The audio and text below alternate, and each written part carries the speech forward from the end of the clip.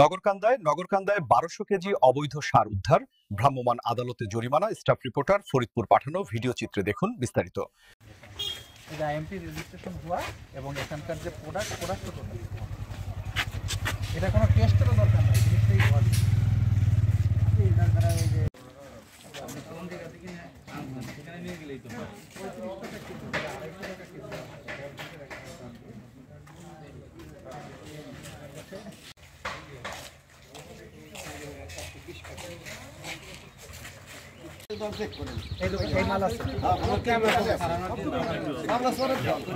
এইটা আপনার হাতে নেন।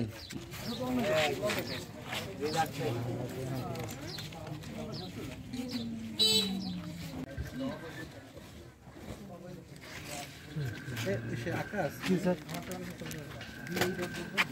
মারাইছে ওর নাম কি জানি আপনার এই যে 21 দোকান। ভাই আমি আপনার মামলার আর্জি বলি ভাই, সেটা হচ্ছে এইটা হচ্ছে আইএমপি দেখেন 2125 আমাদের ওয়েবসাইটে থেকে আমরা হচ্ছে এটা নিবন্ধন দিই। এটা দেখেন 2125 নাম্বার নাই, 2119 2151 নাম্বার নামে কোনো আইএমপি নাই। আইএমপিটা ভুয়া। এটা সার ব্যবস্থাপনা আইন 2006 মোতাবেক এটা একটা মারাত্মক এবং এই যে প্রোডাক্টটা 35 টাকায় জিকের প্রশ্নই আসে মানে ও নলি পরে কমানে আমি মাল কিনে জানি না এগুলো করবে না নলি কমানে তো মাল আমি কিনে জানি এই জিনিসটা 35 এই 1 কেজির দাম হওয়ার কথা মেনে এটা ওয়েবসাইটে আছে ডাউনলোড করা। কৃষকদের কি কি ধরনের ক্ষতি হইতে পারে এই সার ব্যবহারের ফলে, এটার ব্যাপারে একটু যদি জানান। আচ্ছা, আমরা আমাদের নিয়মিত নজরদারির অংশ হিসেবে আমাদের নগরকান্দা উপজেলার সুযোগ্য ইউনো মহোদয়ের নেতৃত্বে আমরা মোবাইল কোর্টে বের হই এবং বের হয়ে আমরা সন্দেহজনক সারের একটা চালান দেখতে পাই। দেখে সেটা যখন যাচাই বাছাই করতে যাই তখন দেখি যে এটা সিনজেন্টার যে গ্রোজিন প্রোডাক্টটা আছে সেটার সাথে সিমিলারিটি আছে এবং তখন আমরা তাদের যে আইএমপি নাম্বারটা আছে 2125 লেখা সেটা যাচাই করতে যেয়ে দেখি যে আমাদের ওয়েবসাইটে এ ধরনের কোনো আইএমপি নাম্বার নিবন্ধিত নেই।